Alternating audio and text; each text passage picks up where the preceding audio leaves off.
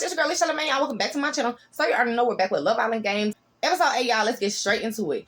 Now, we left off with the challenge yesterday, and you see Zay and Sydney. How do y'all feel about their little interaction when they first hugged each other? To me, Sydney was like all up on them. It almost looked like she was going to go in for a kiss. Then she also said the breakup was messy, so I don't know. And we did not get to see them have a proper conversation about this episode, seeing that Zay went into the hideaway with Nicola, and we had the whole duel challenge.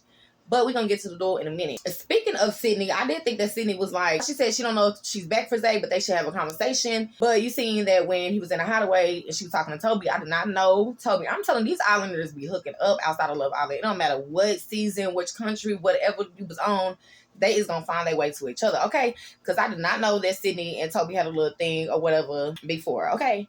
And how she was talking to Toby was like, she's not interested in Zay at all, that she's just here for the money. So we'll see what's up with that, y'all. Do you think Toby and Andrea is still going to have that little thing going on? Because we really didn't see anything with the couples really this episode. Or do you think Toby and Sydney might have a little thing going on? I would have spoken on the Marvin and KK, but Marvin just got here. And now we see my girl KK got dumped, which is unfortunate. But yeah, so who do y'all think now that KK is gone? Who is Marvin going to go for? We'll see. He might go for Justine, to be honest.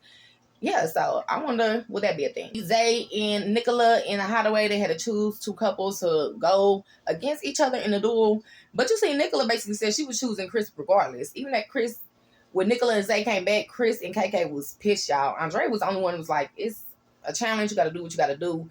But Chris wasn't feeling it. He's like, Zay is going to regret it. And KK wasn't feeling it either, which is granted. You know, emotions be high. Because it's like, why would you have me go against my best friend? But, like, Nicola is so sweet. I just want to be able to do that.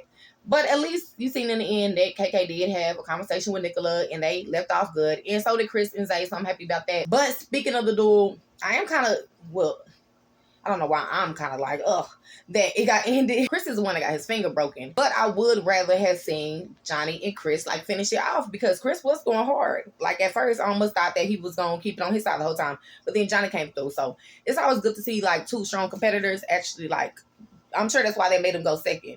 But we didn't get to see that. Yeah, so how do y'all feel about the couples being dumped? And I'm really curious to see what's going to happen tomorrow. Do they even come on Wednesdays? Or is they going to do like they did last time and take a break on Wednesdays as well? Because I don't know if I even seen a tomorrow night. Anyways, y'all. Yeah, what do y'all think is going to happen next?